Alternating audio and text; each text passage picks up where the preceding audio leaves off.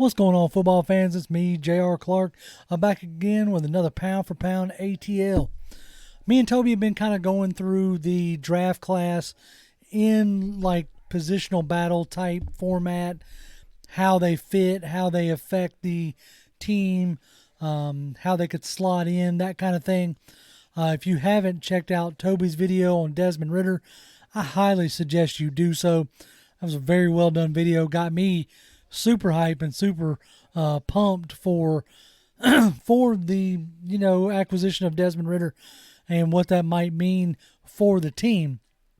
The only people that we necessarily have left to talk about that I think have a chance of making an impact this year is the running back group, and that is obviously Tyler Allgeier. But I don't necessarily want to talk about just Tyler Allgeier because that's not really what we've been doing. I just kind of want to talk about the running back group as a whole right now, from top to bottom, and who is really going to, lead this group. Like, who is going to lead this stable of backs that Arthur Smith is going to deploy.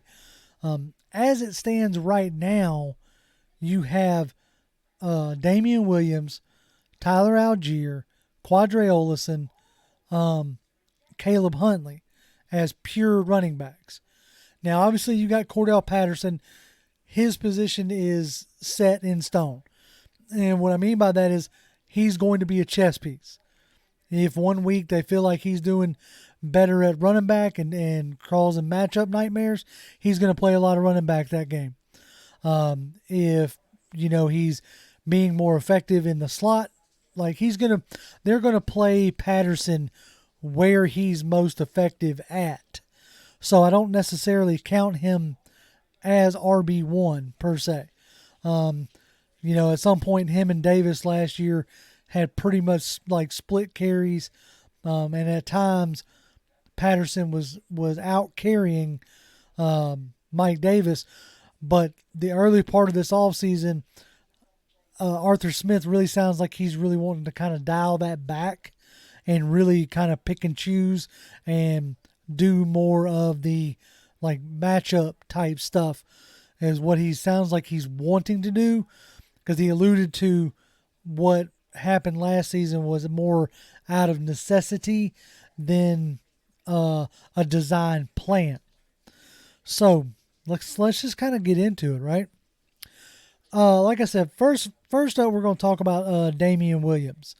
Now, Damien Williams was the back who has been bounced around the league. He's played in Miami. He's played in Chicago. He's played in his best year was in Kansas City when he had almost 500 yards. They won the Super Bowl that year. That's what everybody kind of remembers for Damien Williams. But he only had 2 games where he rushed for over 100 yards. And my worry about Damien Williams is in those games where he rushed for over 100 yards, the vast majority of those yards came off of 2 carries, one for 89 and one for like 95 yards, which shows that he has that long speed, which is what you're wanting him, what you can use. But when almost 200 of your 500 yards comes off of 2 plays, the production just isn't necessarily there. Now, he's done well in also being a receiving back, so I think he's going to give you a little more maybe than what Mike Davis brought you. But like I said, I really get the feeling that he's like Mike Davis 2.0. He's the veteran that they want to take the lead and be the lead back, but I don't know if he's actually capable. In that Super Bowl run year, he had 111 carries. That was the most he's ever had in his career in a season.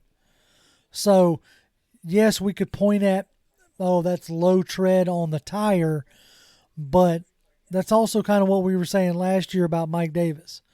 Now, I'm not trying to hang the ineffectiveness of Mike Davis around the neck of Damien Williams, but I'm just saying I don't know if I'm necessarily ready at this point to just go ahead and cement him as RB1.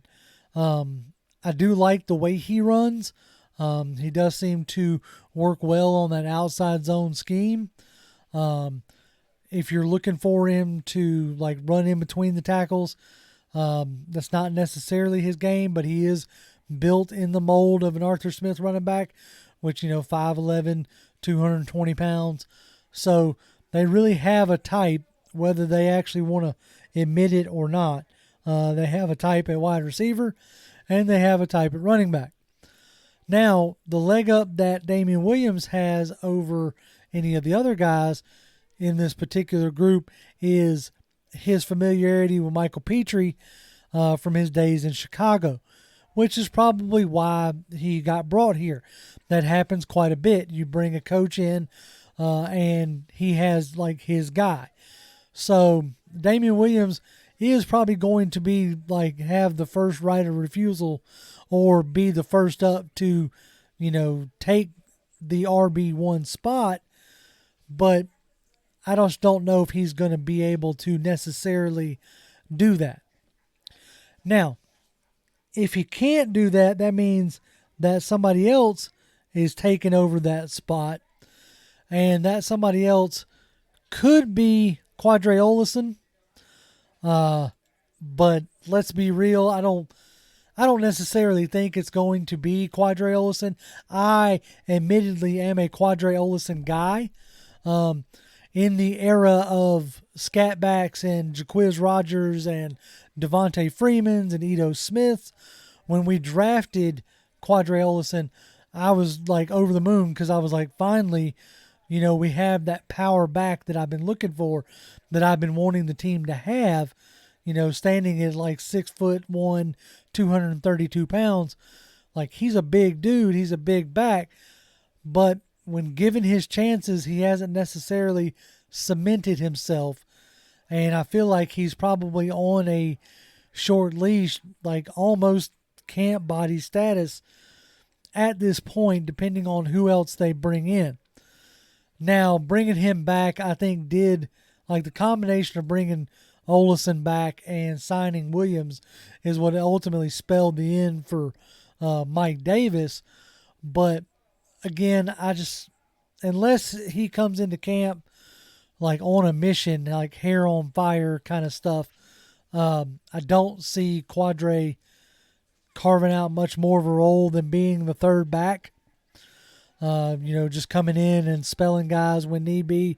They do seem to want to have a, 3-back rotation. That's what they did last year, Ollison being that third back. And at times showed well, had good plays, had good runs, but also had the problem of holding on to the ball, which is like the death nail for, a running back in this league. You put it on the deck and you ultimately lose your job. So we'll see how that camp battle pulls out. You still got Caleb Huntley that you signed to a futures deal, so we'll see if he makes it through camp. He was one of the only backs who ran well in preseason last year, but he didn't get called up at all when everybody was being ineffective. Like, they went out and signed, Wayne Gallman, and it was Wayne Gallman, right? And Deontay Foreman. So, like, you had Caleb Huntley there the whole time. Maybe it was just the fact that he was a rookie and they didn't feel like he was ready. So maybe he comes in better prepared this year. So those two, Qadree and Caleb, I think are the ones that are duking it out for RB3. So that leads us to who I think RB2 is going to be, or possibly RB1. And that's none other than Tyler Allgeier. Now, Tyler Allgeier, we drafted him in the 5th round. He fits super well in the outside zone scheme. Like, when he first got to BYU, he couldn't really crack the roster to a point where he changed positions to be a linebacker just to get on the field. And then, changed back to, went back to being a running back in 2020. And, like, they changed to an outside zone scheme to better suit Zach Wilson, who was there at the time. That running style, and he just took off in a sense. Like, he had 150 carries for a little over 1,100 yards with 13 touchdowns in 2020 with Zach Wilson. Come back in 2021, and he was the engine that drove that offense. Like, they had a nice, good running QB, but it was really Tyler Allgeier that had that offense humming to the tune of 276 carries for 1,600 yards and 23 touchdowns. So the guy knows how to get to the end zone. He knows how to finish off runs. I wish he had a better burst, a better second gear, I guess you could say. But it's not bad when he does actually get out into the second level. And he shows good patience when he's running, trying to set up his blockers, trying to let holes develop. Sometimes that causes him to get caught in the backfield. But if he catches that hole open just right, man, he's a tough guy to bring down, hard runner, definitely fits the style. And if I think it shows well in pass protection in the film that I watched of him. So if he can come in and, pick up the playbook quickly and, show that he's reliable in the pass blocking game, I really feel like he could unseat Damien Williams early on in the season. I think Damien Williams takes the lead to begin with, unless Allgeier just, runs away with it in camp and in preseason and, leaves them no choice but to start him. I think that Damien Williams will be your starter, but I think Allgeier is going to be your more effective back, honestly. They've talked about him being on the 4-down back, short yardage, goal line, hard running. Allgeier, I wish he pushed the pile a little bit better, but he is a hard running back, and he's the one that in this stable, he's the one that I'm really excited to see. Now, that doesn't discount that they may add somebody as we get closer to camp or what have you, but I think the rotation going into this season is going to be Damien Williams, Tyler Allgeier, and Qadree Ollison. And I know you're like, JR, where's Cordarelle Patterson? Like I said earlier, Cordarelle Patterson is he is going to be your chess piece, your weapon to move around the field. He still may have games where, he's leading the pack in running. But I think it would be wise to dial down the amount of sending him up the gut kind of deal. Use the young guy, use his young legs and his young back to push that pile and get that production that you're wanting. Because I think, honestly, Tyler is your best option at this point. I know Damon's got the experience, but he doesn't necessarily excite me. Just like Mike Davis didn't excite me last year. I was very much in a wait and see. I was totally wrong about Cordarelle last year, so I hope I'm wrong about Damon.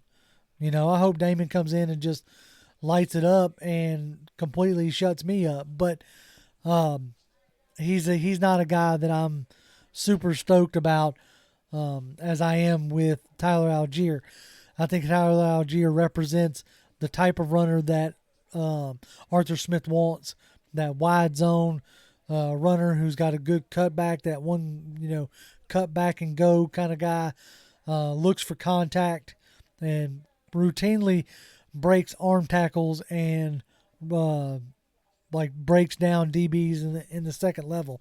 So I'm not saying that he's going to end up being an all-world back, but I do think that he represents our best chance going forward with having a solid and solidified run game. It's just going to be how quick can he get his pass protection in order. Like he showed well. He showed that he was more than willing. So that's step number one. If you're a willing blocker in the NFL, you can be used and you can be molded. So, and this kid gives off those vibes. He gives off very coachable vibes. So I'm excited to see what this running back brings, what this scheme looks like year two. You know, a lot of it's going to depend on what the O-line brings you. Like, if it's Jalen Mayfield as a starter, does he take a massive step forward? If it's Hennessy at center, do they really get him, on that second level more where he actually looks decent?